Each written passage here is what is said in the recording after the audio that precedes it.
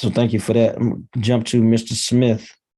Um, in your testimony, you discussed techniques. Can you elaborate on what techniques you use that can help with mental health residents with lived experiences?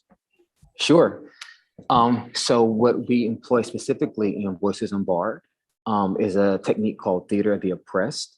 It's actually a framework for teaching and discussing social justice issues and things like that in a way that I have found very helpful. And, like I said, I've been a part and have, been serious about therapy for many years, since 2011, in fact.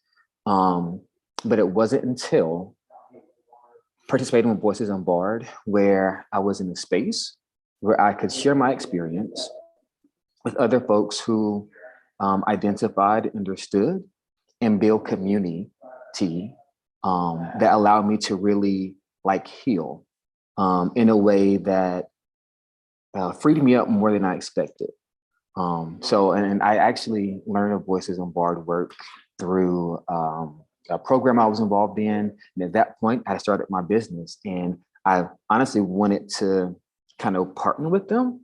But when I started participating in the work, I was surprised at how relieved I felt and how much more of myself I was able to reclaim, which kind of, I think, how Reverend Dr. Lindsay mentioned, that difference is that community and relationship.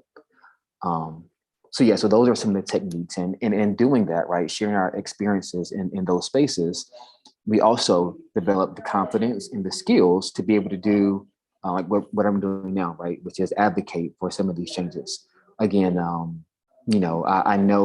believe that these are important, but I didn't want to do it, right, because it's like reliving that wound. But having that space, it allowed me to, develop that confidence that, I could do that. And I do believe that, more of our voices should be a part of these conversations.